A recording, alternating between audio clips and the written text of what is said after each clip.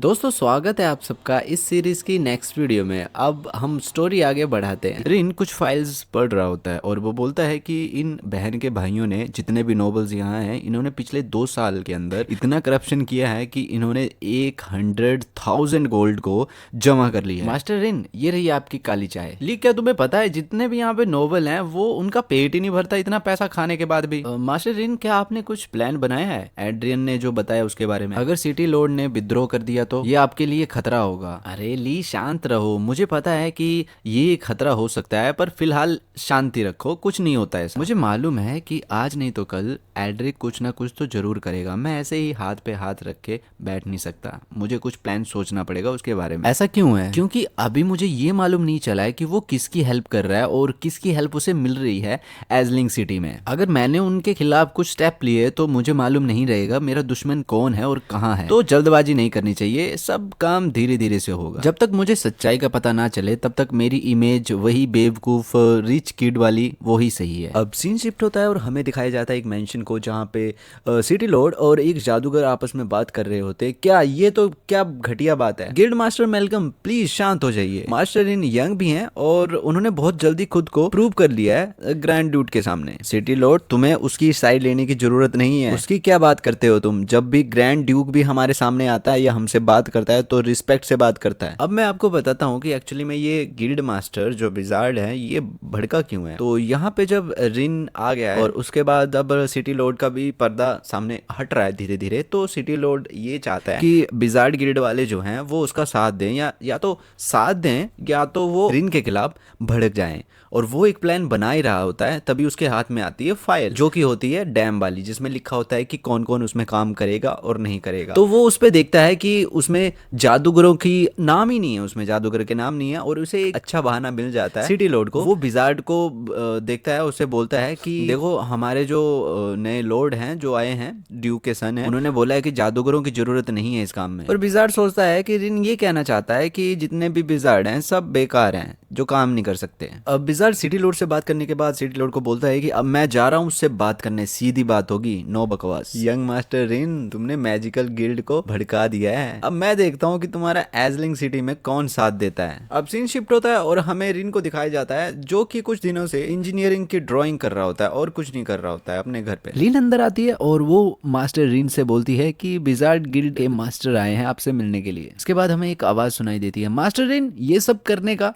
आखिर मकसद क्या है? आपने विजार्ड गिल्ड की इंसल्ट क्यों करी? क्या बक रहे हो अंकल, मैंने कब विजार्ड गिल्ड की इंसल्ट करी? मास्टर रिन, मासूम बनने की एक्टिंग छोड़ो, क्या आपने ये रिक्वायरमेंट लेटर बनाया है? हाँ, ये तो मैंने बनाया और मैं डैम पे बना रहा हूँ। अब मुझे बताओ कि इसमें विजार्ड गिल्ड की इंसल्ट कैसे होगी? आपके इस रिक्वायरमेंट लेटर में साफ साफ लिखा है कि आपको जादूगर नहीं चाहिए। क्या आप जादूगर गिल्ड वालों को इतना नकारा समझते हो? हैं? ये क्या बोल रहा है यार? माना कि इस दुनिया में जादू से हर चीज हो जाता है पर ये कंस्ट्रक्शन का काम है जिसमें कि फिजिकल एबिलिटी होनी चाहिए ना कि मैजिकल। अब ये जादूगर मजदूरी भी करना चाहते हैं। मास्टर रिन, अगर आपने एक अच्छी वजह नहीं बताई तो आज से विजार्ड गिल्ड का कोई भी जादूगर आपका कोई भी काम नहीं करेगा, कभी नहीं करेगा। सिस्टम, मुझे इसके स्टैट्स दिखाओ। इसकी लॉयल्टी तो कम नहीं है पर ये चल क्या रहा है? लगता है इसको किसी ने भड़काया है मेरे खिलाफ। मिस्टर मेलकम जी, मुझे लगता है कि हम दोनों के बीच में कोई मिसअंडरस्टैंडिंग हो गई है। मेरा विजार्ड गिल्ड को नीचा दिखाने का कोई भी मतलब नहीं था। मेरे पास 3 वजह है जिसके कारण मैंने जादूगरों को हायर नहीं किया। मेरी पहली वजह है माना का अमाउंट। एक जादूगर लिमिटेड टाइम तक, जब तक उसके पास माना है तब तक ही काम कर पाएगा और मेरा काम इस वजह से टाइम पे खत्म नहीं होगा। दूसरी वजह ये है कि जादूगरों को हायर करना काफी महंगा सौदा है, क्योंकि जितना पैसा मैं एक जादूगर पर खर्च करूंगा हायर करने में, उसी राशि में तो 10 लेबर के बंदे आ जाएंगे मेरे पास। तीसरी वजह है जादूगरों का कंफर्ट जोन, यानी कि वो गिल्ड में रहे हैं और उन्हें फिजिकल काम करने की आदत नहीं है। वो फिजिकल काम करेंगे तो उन्हें एक्स्ट्रा पैसा देना पड़ेगा मुझे। मास्टर इन, आपकी रिस्पेक्ट करते हुए मैं एक बात कहना चाहता हूँ कि मैजिक ही इस वर्ल्ड में रूल करता है। और क्या आप हमें उन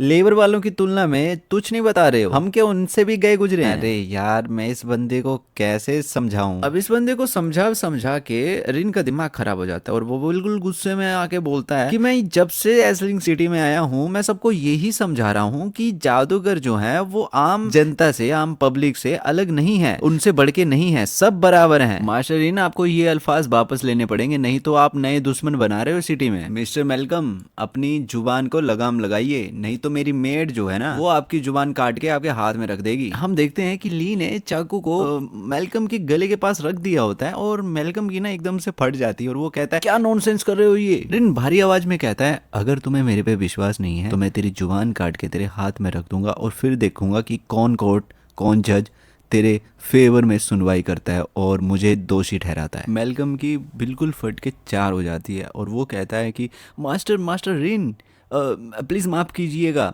मेरी जिंदगी बख्श दीजिए प्लीज। रिन जादूगर के स्टैट्स देखता रहता है और उसमें वो कहता है देख के कि इतना कुछ हो गया फिर भी इस बंदे की लॉयल्टी कम नहीं हुई। इस बंदे को मालूम ही नहीं है कि कोई बंदा इसे यूज कर रहा है मेरे खिलाफ। ली इसे जाने दो। Thank you master Rin, thank you. इसके बाद हम लोग देखते हैं कि रिन के सिस्टम में से नोटिफिकेशन आती है, उसका जो क्वेस्ट रहता है वो कंप्लीट हो जाता है और उसे एक रिवॉर्ड भी मिलता है और साथ ही में उसका एक नया क्वेस्ट चालू हो जाता है जिसमें उसे हाई स्टेटस के बंदों को स्कैन करना होता है और उसे नए फंक्शन भी मिलते हैं जो कि वो चेक करता है। हालांकि हमें दिखाया नहीं जाता कि उसे रिवॉर्ड में क्या मिलता है। सीन शिफ्ट होता है यहाँ पे मेंशन के बाहर जहाँ पे जादूगर बाहर निकल रहा होता है और वहाँ पे सिटी लॉर्ड उससे मिलता है कि वो पूछता है कि हाँ क्या चल रहा है, फिर सब ठीक रहा। मेरे से कुछ मत बोलो, मेरा दिमाग वैसे ही खराब है। गिल्ड मास्टर मेलकम मेरे पास एक आइडिया है, अगर आप उस आइडिया पे काम करते हैं तो मास्टर रिन का दिमाग ही बदलेगा नहीं, साथ में वो आपकी रिस्पेक्ट करना भी शुरू कर देंगे। गिल्ड मास्टर मेलकम कैसा लगेगा जब उसकी जो लेबर है वो काम करने नहीं आएगी, उसके पास एक ही चॉइस रहेगी तुम्हारे पास आना और तुमसे हेल्प मांगना। अरे क्या बात कर रहे हो, मास्टर रिन इतना अच्छा ऑफर दे रहे हैं फिर भी उनकी लेबर काम क्यों नहीं करेगी उनके लिए। हम कुछ ऐसा करेंगे जिससे उसकी लेबर काम ही नहीं कर पाएगी और वो समझेगा कि वो निठल्ले नकम्मे हैं और वो उन लेबर को निकाल देगा। क्या बात कर रहे हो? नहीं, मैं ये समझता हूँ कि माना कि उन्होंने जादूगर को काम पे नहीं रखा पर ये तो जाति हो जाएगी, मेरी कोई उनसे जाति दुश्मनी नहीं है। चिंता मत करो गिल्ड मास्टर, इसमें किसी का भी नाम नहीं आएगा। गिल्ड मास्टर तुम क्या चाहते हो वो कीड़े मकोड़े शिकार करने वाले तुम्हारी बराबरी करें? मुझे एक बात समझ में नहीं आई कि वो यूजलेस जो बंदे हैं लेबर है वो इतने सीरियस क्यों हो गए हैं डैम के काम के लिए। अब मुझे लगने लगा है कि तुम्हारे आइडिया पे अमल करना ही पड़ेगा। अरे ये क्या कह रहे हैं? मैंने सुना है कि नए लॉर्ड बंदों को हायर कर रहे हैं कुछ बनाने के लिए। नोटिस बोर्ड में हायरिंग का लेटर लगा होता है और जहाँ पे लोगों की भीड़ होती है और वो बोर्ड को देखते हैं जिसमें हम भी देखते हैं कि उसमें क्या क्या लिखा है। तो उसमें लिखा रहता है कि hiring construction worker for water dam project. रोज उन्हें 9 बजे से लेके शाम को 5 बजे तक काम करना पड़ेगा। 3 वक्त का खाना उन्हें दिया जाएगा जिसमें कि उनका जो वेतन रहेगा डेली पेड होगा जो कि एंड में मिलेगा दिन के। पेमेंट कभी भी रोकी नहीं जाएगी। लोगों की भीड़ आपस में बात करती है। एक दिन की दिहाड़ी 10 कॉपर कॉइन रहेंगे। क्या नए लोड इतने अच्छे हैं? क्या तुम लोग जाओगे काम पे? ना मैं तो नहीं जाऊंगा क्योंकि ये ट्रैप हो सकता है। इससे पहले भी इन नॉवेल्स ने कई बार हमें ठगा है, हमसे मजदूरी करवाई है बट हमारा जो मेहताना है वो नहीं दिया है। हाँ मैं भी सहमत करता हूँ इस बात से, मैं भी नहीं जाऊंगा। हमारे लोड पे तुम लोगों को उंगली नहीं उठानी चाहिए। लिलिन भीड़ को चीरते हुए जोर से बोलती है। हमारे लोड हम सबकी जिंदगी संवारने के लिए यहाँ पे आए हैं। जैसे कि ये छोटी बच्ची सब कुछ जानती है। भीड़ उस पे हंसती है, उसका मजाक उड़ाती है और उस पे आरोप लगाती है कि वो उस लड़के को पसंद करती है इसलिए वो ये सब कुछ बोल रही है। वो भीड़ को साइड करते हुए आगे बढ़ती है और वहां पहुंचती है जहां पे नए मजदूरों का रजिस्ट्रेशन करने वाला बंदा बैठा होता है और उसे कहती है कि हेलो मेरे पिता का नाम क्या आप एप्लीकेशन में लिख सकते हो? तो वो बंदा कहता है कि मैं तुम्हारे फादर का नाम तो लिख देता हूँ, वो एक्सेप्टेड है बट तुम एक्सेप्टेड नहीं हो, तुम काम नहीं कर सकती। इस पे लिलिन झिझकते हुए बोलती है कि मैं काम क्यों नहीं कर सकती, मैं भी काफी ताकतवर हूँ। तो इस पे वो बंदा कहता है कि मास्टर रिन ने खास हिदायत दी है कि जिनकी भी एज 18 साल से कम होगी उन्हें काम पे ना लिया जाए। अगर मैंने तुम्हारा नाम लिख दिया और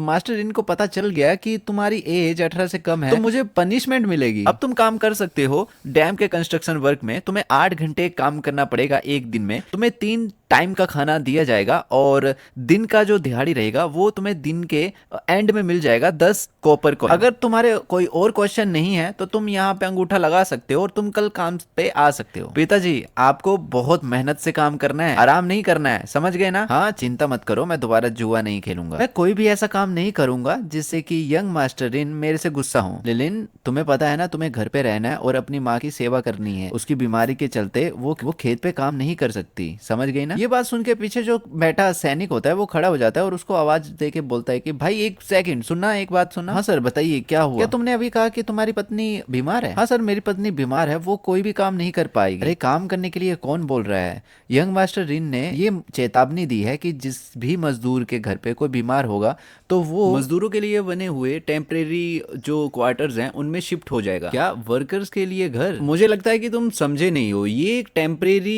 निवास स्थान है जहाँ पे जो भी काम करेगा मजदूर उनके घर वाले वहां पे रह सकते हैं। जब तक डैम का काम चलेगा तब तक वो वहां पे रह सकते हैं और जैसे ही डैम का काम खत्म होगा वो अपने घर वापस लौट सकते हैं। आपका बहुत बहुत शुक्रिया सर, बहुत बहुत शुक्रिया। आपको पता नहीं है कि आपने मेरा कितना बोझ हल्का कर दिया है। अरे खड़े हो जाओ, मैं किसी को भेजता हूँ जो तुम्हारी बेटी को और तुम्हारी वाइफ को नए बने क्वार्टर्स पे लेके जाए और तुम वहां पे अपने हिसाब से क्वार्टर चुन भी सकते हो जहाँ पे तुम रहोगे। गाइज अगर बैकग्राउंड में डॉगी का साउंड आ रहा है तो प्लीज मुझे माफ करना, ये मेरा ही डॉगी है। मैं इसे समझा रहा हूँ कि चुप हो जा बेटा, बट ये सुधर ही नहीं रहा। अब ये मेरी भाषा नहीं समझ रहा, मैं इसकी भाषा नहीं समझ रहा हूँ, तो प्लीज माइंड मत करना। थोड़े से वॉइस ओवरले में इसका साउंड आएगा फिर ये चुप हो जाएगा। अब हम बैक टू द स्टोरी होते हैं जहाँ पे भीड़ ये बातें सुन के सब जोश में आ जाते हैं और कहते हैं एक सेकंड रुकना, क्या ये जो भी बातें खरी हैं ये सब सच हैं? हम लोग भी अपना नाम कंस्ट्रक्शन के लिए देंगे, हम इस चांस को मिस नहीं कर सकते। सब लोग एक लाइन में आ जाओ। अब यहाँ से सीन शिफ्ट होता है और हमें दिखाया जाता है रिन को जो कि अपना जो रिवॉर्ड रहता है उसे क्लेम कर रहा होता है, जिसमें उसे ब्लूप्रिंट मिलता है एक लिथियम आयरन फॉस्फेट बैटरी का। हालांकि रिन इस ब्लूप्रिंट से इतना खुश नहीं दिखता, वो टेबल पे हाथ मार के कहता है क्या एक ब्लूप्रिंट बैटरीज का? उसका गुस्सा करना भी जायज होता है। वो कहता है कि इलेक्ट्रिसिटी जनरेटर के बगैर एक बैटरी का वो क्या करेगा? सिस्टम उससे ये करवाना चाहता है कि मैं बैटरी पकड़ के बिजली के झटके खाऊं तभी बैटरी चार्ज होगी। अब हमें उसकी क्वेस्ट को दिखाया जाता है जिसमें कि उसे रेज एंड ऑब्टेन करना है 5 हाई स्टेट्स कैरेक्टर्स को। अब मुझे ये 5 बंदे कहाँ मिलेंगे जो हाई स्टेट्स रखते होंगे? मैंने सोचा था कि मैं ली को काफी ट्रेन करूंगा, बट एक हद तक ट्रेन होने के बाद उसके जो भी स्टैट्स हैं वो फुल हो गए हैं, अब वो और ट्रेन नहीं हो सकती। इसका मतलब ये है कि मुझे सिटी में जाना पड़ेगा और नए टैलेंट की खोज करनी पड़ेगी। तभी बाहर से आवाज आती है, यंग मास्टर रिन, लिलिन आपको देखने के लिए यहाँ आई है, उसे अंदर भेज दो। कंस्ट्रक्शन साइट पे काम सही से नहीं चल रहा, सब लोग सुस्ती डाले हुए हैं। क्या कोई काम नहीं कर रहा? ऐसा कैसे हो सकता है? डैड आपको क्या हुआ है? आप फिर से ब्रेक क्यों ले रहे हो? लिन मैं तेरे से झूठ नहीं बोल रहा हूँ, सुबह जब से मैं उठा हूँ मुझे बहुत सुस्ती आ रही है, मेरे से जरा भी काम नहीं हो रहा है, मैं हल्का सा काम कर रहा हूँ फिर थक जा रहा हूँ। यहाँ पे जितने भी मजदूर हैं सबके साथ ऐसा ही हो रहा है, किसी के पास एनर्जी ही नहीं है काम करने की। तुम सबको पता है ना कि कितना अच्छा ऑफर हमारे लॉर्ड ने हमें दिया है, फिर भी तुम इतनी सुस्ती कर रहे हो, कौन रखेगा तुम्हें काम पे? फिर मुझे लगता है कि मैंने काफी दिनों बाद काम किया है इसलिए मेरा शरीर साथ नहीं दे रहा, मुझे कुछ देर आराम करने दो। मैं बिल्कुल अच्छा महसूस करूंगा अगर मैं एक दिन की रेस्ट कर लूं, काम का कल देखेंगे। रिन कहता है कि मुझे मालूम नहीं था कि ऐसी भी कोई बीमारी एग्जिस्ट करती है यहाँ पे। लिलिन मास्टर को आते हुए देख के मास्टर रिन से कहती है कि आप इनका इलाज करो, ये सब लोग बड़े कामचोर हो गए हैं। रिन वहां पे आता है और लिलिन के फादर का स्टैट्स चेक करता है और उन्हें पता चलता है कि उसे कर्स किया गया है। तो वो लिलिन से बोलता है कि ये लोग बीमार नहीं है। तभी रिन अपनी एक नई स्किल प्रोस्पेक्टिंग ऑन करता है और वो कहता है कि मुझे मालूम नहीं था कि ये स्किल यूज करने के लिए ये टाइम सही रहेगा, मैंने सोचा था कि जब डैम बन जाएगा तब मैं इस स्किल को यूज करूंगा। रिन जो है वो धरती के नीचे देख सकता है कई लेयर्स पे, जहाँ पे वो देखता है कि यहाँ पे पेट्रोल तो नहीं है बट उसे एक अलग सी चीज मिलती है चमकती हुई। वो वहाँ पे इशारा करता है और बताता है कि यहाँ पे खोदो, यहाँ पे कुछ ना कुछ तो मिलेगा। थोड़ी देर खोदने के बाद सब लोग हैरान होते हैं कि ये क्या चीज मिल गई। मुझे लगता है कि ये ऐसी चीज है जो हम लोगों को नहीं खोदनी चाहिए थी। ये सीन को देख के ली अपने दिमाग में सोच रही होती है कि यंग मास्टर रिन काफी जीनियस है मैजिक करने के मामले में, क्योंकि ये जो पत्थर है इससे जो एनर्जी निकल रही थी वो बहुत कम थी, यहाँ तक कि मैं भी इस पत्थर को सेंस नहीं कर पाई थी। सुनो, इस पत्थर को उठाओ और एक बॉक्स में बंद कर दो। ली मेरे को बताना जरा कि अगर किसी पे कर्स कर दिया हो तो वो नॉर्मली क्या करेगा। मास्टर उसे चर्च पे जाना पड़ेगा और वहां पे प्रीस्ट होगा जो कि इस कर्स को हटा देगा। अगर कर्स हटाना उसके लिमिट से बाहर होगा तो वो जादूगरों की गिल्ड में से एक हाई लेवल का जादूगर बुलाएगा और उसे वो कर्स हटाने के लिए बोलेगा। तो तुमने जादूगर गिल्ड बोला? लिलिन अपने फादर को लेके मेरे साथ चलो, हम लोग प्रीस्ट के पास जा रहे हैं, जिसने भी ये काम किया होगा मैं उसे छोड़ूंगा नहीं। अब सीन शिफ्ट होता है और हमें एक चर्च को दिखाया जाता है जहाँ पे एक प्रीस्ट खड़ी होती है और उसके सामने ये सब लोग खड़े होते हैं। मास्टर रिन, स्वागत है आपका यहाँ पे। अगर मुझे इससे मदद चाहिए होगी तो सबसे पहले तो मुझे ये देखना पड़ेगा कि ये भरोसे के लायक भी है या नहीं है। सिस्टम, इसे चेक करो। क्या एल्फ? ये तो इंसान भी नहीं है। मास्टर रिन, मैं चर्च से सैंत आयुरिया हूँ, मैं आपकी क्या हेल्प कर सकती हूँ? ये बंदा जो यहाँ पे खड़ा है इसे कर्ज कर दिया गया है, क्या तुम इसमें कोई सहायता कर सकती हो हमारी? अगर ये बात है तो मुझे इसे जांचने दो पहले। आयुरिया अपनी आंखों को बंद करती है और जब खोलती है तो उसकी आंखों में से गोल्डन ऑरा बाहर निकलता है, जो कि इतनी तेज रोशनी होती है कि ये सब अंधे होने लगते हैं। तो वो चेक करके बोलती है कि आप बिल्कुल सही बोल रहे हो मास्टर रिन, इसे कर्ज कर दिया गया है, क्या तुम इसे हटा सकती हो? तभी आयुरिया अपने हाथ में एक लाइटनिंग वॉल बनाती है और उसे फेंक देती है उसी बंदे के साइड में जो कि कर्स हुआ होता है। उसके शरीर में जैसे ही वो लाइट अंदर घुसती है तो वो कर्स जो है वो बाहर निकल जाता है, जिससे कि वो बंदा बिल्कुल सही हो जाता है। और वो बोलता है कि अब मुझे जरा भी थकान नहीं हो रही है और ऐसे लग रहा है कि मैं अभी सो के उठा हूं, मुझे अब फटाफट से काम करने वाली जगह पे जाना पड़ेगा और मुझे खूब सारा काम करना पड़ेगा। अब काम पहले से ही पेंडिंग पड़ा हुआ है, जल्दबाजी करने की कोई जरूरत नहीं है। पहले जो ये समस्या खड़ी हुई है इसे हम लोग सोल्व कर लेंगे, उसके बाद तुम काम पे चले जाना। सैंत आयुरिया, ये चीज हमें कंस्ट्रक्शन साइट पे मिली है, क्या आप बता सकते हो कि ये क्या चीज है? ये डार्क क्रिस्टल, ये तो सबसे ज्यादा यूज होने वाला मैजिकल क्रिस्टल है। इस पत्थर के अंदर काफी मात्रा में मैजिक स्टोर किया गया है जो कि कर्स कर रहा है सबको। ये किसी प्रैंक से बढ़कर नहीं है, क्योंकि जितना अमाउंट में इसमें मैजिक स्टोर है वो कई बंदों को मार सकता है, पर ये ज्यादा कुछ नहीं कर रहा है, बस उन्हें थका रहा है। इस क्रिस्टल को बनाना काफी आसान होता है क्या? हाँ, एक हाई लेवल का जादूगर इसे आसानी से बना सकता है और वहां पे छुपा सकता है जहां पे आपकी कंस्ट्रक्शन साइट है। क्या तुम्हें मेरे प्रोजेक्ट के बारे में पता है? मास्टर रिन, आपके इस प्रोजेक्ट से आम जनता को काफी लाभ हो रहा है, तो मैं इस काम को क्यों नहीं जानूंगी? आपके इस प्रोजेक्ट की वजह से आपने बहुत सारे लोगों को हायर किया है, जिसकी वजह से चर्च पे जो लोड पड़ता है उन बंदों का वो कम हो गया। इसी बीच रिन दिमाग में गिल्ड मास्टर को सोच रहा होता है और वो कहता है कि उस बुढ़े को सबक सिखाना ही पड़ेगा। सैंत आयुरिया, क्या तुम्हारे पास कोई ऐसा रास्ता है जिससे कि मैं अपनी कंस्ट्रक्शन साइट पे फैले हुए सारे के सारे कर्स को हटा सकूं? मास्टर रिन, आज आपकी किस्मत ने आपका साथ दिया है। आपने जो पत्थर ढूंढ के निकाला है वो हर बार आपको नहीं मिलेगा, और अगर आप रोज रोज उन पत्थरों को निकालते रहे तो कंस्ट्रक्शन का काम कौन करेगा? कंस्ट्रक्शन का काम तो होगा ही नहीं। फिर सोचता है कि मुझे उस बुढ़े से जल्दी मिलना पड़ेगा और उसका हिसाब किताब करना पड़ेगा। आयुरी बोलती है कि मुझे एक ऐसी लड़की के बारे में पता है कि जो आपकी हेल्प कर सकती है, बट वो थोड़ी सी अलग टाइप की है, क्या आप उससे मिलना चाहोगे? अगले सीन में हम लोग देखते हैं रिन और ली दोनों एक एड्रेस हाथ में लिए हुए पहुंचे होते हैं एक घर में। तो ये लेडी सेलिना का घर है जो कि फॉर्मर प्रेसिडेंट थी विजार्ड गिल्ड की। अब जो होगा वो देखा जाएगा, देखते हैं वो लेडी हमारी हेल्प करेगी या नहीं। रिन ये सोच के दरवाजा खटखटा रहा होता है और तभी ली कुछ सेंस करती है और वो रिन को पीछे हटाते हुए कहती है बी केयरफुल। तभी हम लोग देखते हैं कि उस घर में एक ब्लास्ट होता है। क्या एक धमाका? आखिर यहाँ चल क्या रहा है? रूम के अंदर हमें एक लेडी दिखाई जाती है जो कि कह रही होती है ये दोबारा से क्यों फेल हो गया? जब तक मैं अपनी चीज को बना नहीं लेती तब तक मैं हार नहीं मानूंगी, चाहे इसके लिए मुझे पूरा एसलिंग सिटी जलानी पड़े। ये होती है सेलिना। मैं अभी किसी से मिलना नहीं चाहती, तुम्हें दिखाई नहीं दे रहा? मैं एक मैजिकल डिवाइस पे काम कर रही हूँ। अच्छा, मैजिकल डिवाइस? अच्छा, वो जादू की छड़ी जैसा? क्या तुम मेरी इंसल्ट करने के लिए यहाँ पे आए हो? लिन सेलिना पे गुस्सा करते हुए कहती है कि तुम्हें पता भी है तुम किसके सामने खड़ी हो और क्या बोल रही हो? ओह, ये लड़की, इसके अंदर तो काफी भारी मात्रा में मैजिक है, तो ये कैसा रहेगा? तुम लोग मुझे असिस्ट करो और मैं तब तक अपना डिवाइस बना लेती हूँ, अगर वो बन गया तो मैं तुम्हारे छोटे मास्टर की हेल्प कर लूंगी। लेडी सेलिना, तुम्हें शायद मालूम नहीं है कि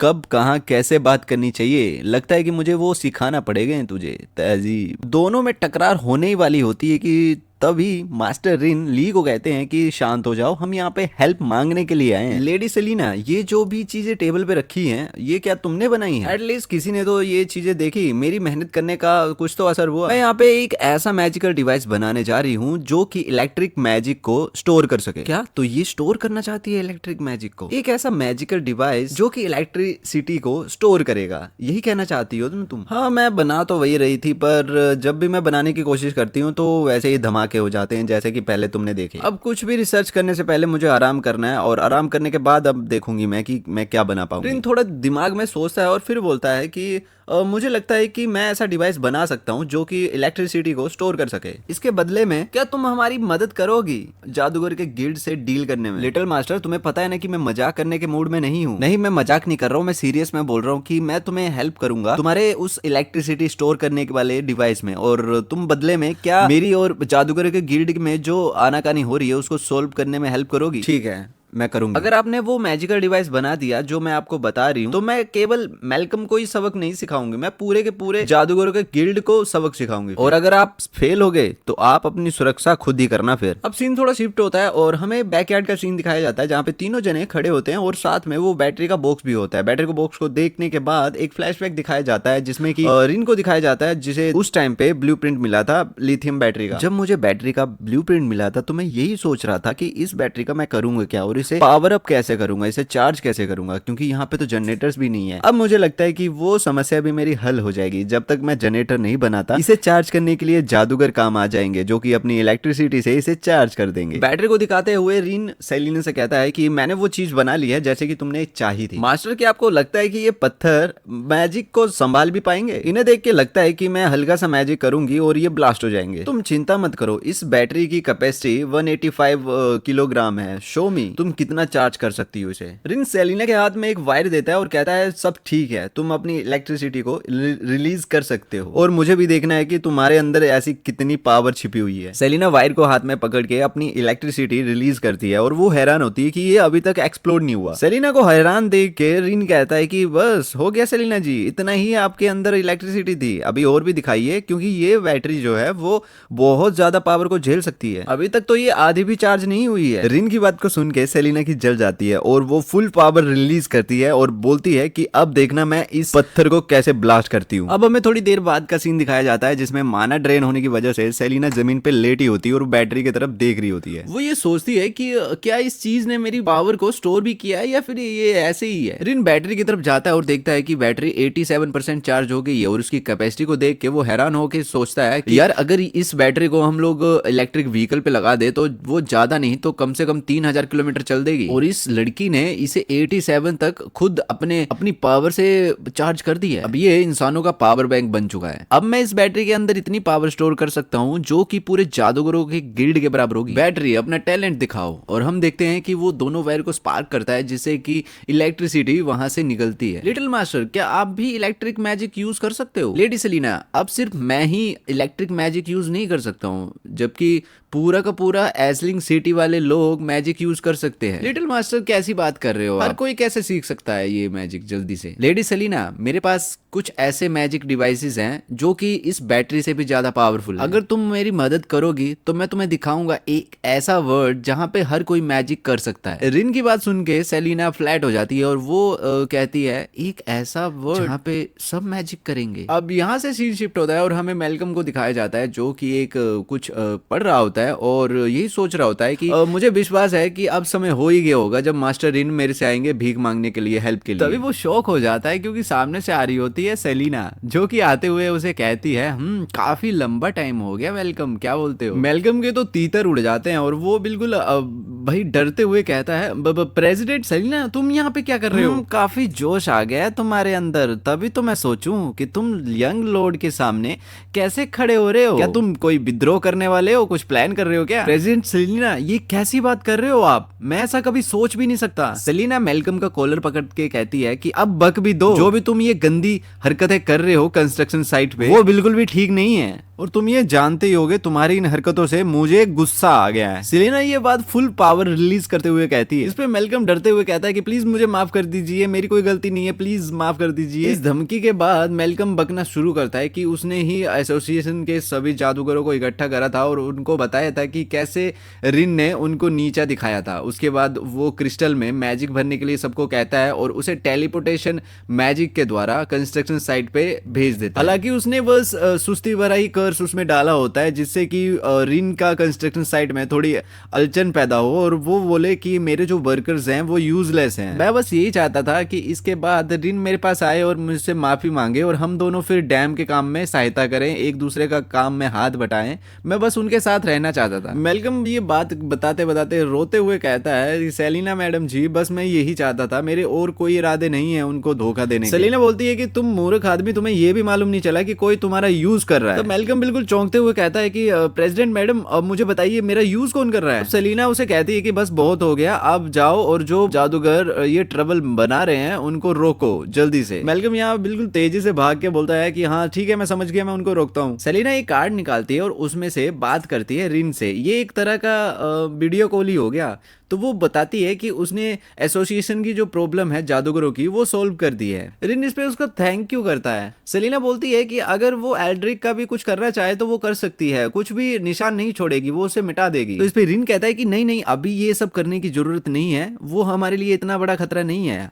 हालांकि वो सेलिना को बोलता है कि हम लोग एल्ड्रिक यानी कि सिटी लोड को एक चारे के रूप में यूज करेंगे, जिससे कि हम एक बड़ी मछली फंसाएंगे। तो सेलिना कहती है कि अब सब सही हो गया है, तो मेरी ड्यूटी ऑफ हो गई है। पर बाय द वे, जब भी आप वो डिवाइसेस बनाओगे जिनका मेंशन आपने मेरे साथ किया था, तो प्लीज मुझे बुलाना मत भूलना। हाँ, मैं बिल्कुल तुम्हें बुलाऊंगा जब भी मैं उन डिवाइस पे काम करूंगा। और जो बैटरीज मैंने तुम्हें दी हैं उन्हें फुल्ली चार्ज कर लेना एसोसिएशन के जादूगरों से। इस पर सेलिना कहती है ठीक है, मैं समझ गई। सीन शिफ्ट होता है और हमें सिटी लोड को दिखाया जाता है, जहां पे सिटी लोड उस मास्क वाले बंदे से बोल रहा होता है कि सर, लगता है कि उस बच्चे ने मेज एसोसिएशन में कंट्रोल कर लिया है और उस बुढ़ी सेलिना ने उसका साथ दिया है ये सब करवाने में। तो मास्क वाला बंदा कहता है कि बाकी सब चीजें छोड़ दो, ये जादूगरों वाली, मुझे ये बताओ कि ये डैम प्रोजेक्ट क्या है, इसके बारे में मैं कुछ नहीं जानता। जैसा कि यंग मास्टर ने क्लेम किया है, अगर ये डैम का काम पूरा हो गया तो मुझे लगता है कि हमारा जो पकड़ है इस सिटी में वो कम पड़ जाएगी, लोग यहाँ के विकसित होना शुरू हो जाएंगे। इस डैम के प्रोजेक्ट की चिंता मत कीजिए सर, मैंने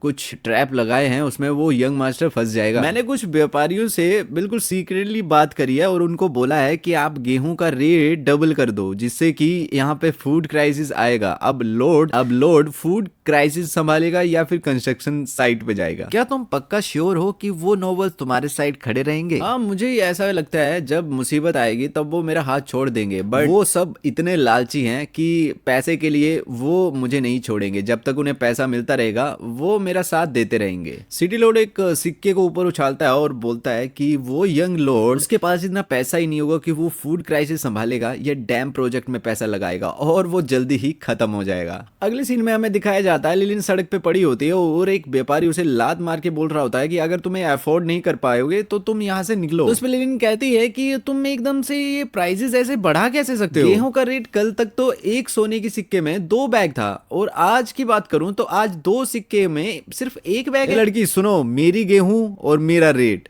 अगर तुम खरीदना चाहती हो तो खरीदो, नहीं खरीदना चाहती हो तो दफा हो जाओ यहाँ से। अब हमें एक फ्लैशबैक दिखाया जाता है लिलिन का, जहाँ पे वो अपने भाई से यानी कि रिन से बोल रही होती है कि गेहूं खरीदने की जिम्मेवारी आप हम पे सौंप सकते हो, हम बिल्कुल कम रेट में गेहूं खरीदेंगे जिससे कि आपके भी पैसे बचेंगे। इस पे रिन कहता है कि ठीक है, मैं ये सब तुम पे छोड़ता हूं। लिलिन एकदम से चिल्ला के कहती है, ओए लालची कुत्तों, क्या तुम्हें ब्रदर रिन का भी डर नहीं रहा? हम एक ईमानदार व्यापारी हैं और वो हमारे साथ क्या कर लेगा? लड़की तुम क्या जानो, ये एक सुनहरा मौका है पैसा कमाने का। ये बात वो व्यापारी लिलिन को लात मार के बोल रहा होता है। जितनी भी भीड़ वहां पे ये सब कुछ देख रही होती है, वो व्यापारी उन सबको बोलता है कि अगर तुम फटीचर हो तो यहाँ से निकल जाओ। अब यहाँ से सीन शिफ्ट होता है और हमें चर्च को दिखाया जाता है, जहाँ पे अयूरी बोल रही होती है कि ये जो इंसान है ये अपनी हद पार कर रहे हैं। अयूरी एक लड़की को बोल रही होती है कि सिर्फ 3 दिनों में अनाज की कीमत 3 गुना बढ़ गई। एलरिया, ये गेहूं जो हमारे पास है ये काफी नहीं रहेगा कि हमारी सर्दियां निकल सके, हमारे पीपल सर्वाइव नहीं कर पाएंगे। ये जितना भी अनाज यहाँ पे पड़ा हुआ है इसे तुम अपने साथ ले जाओ और मैं देखती हूँ कि और मैं क्या फिगर कर सकती हूँ, क्या कर सकती हूँ अनाज के लिए, और इस पैसे को भी अपने साथ ले जाओ और मेक श्योर कि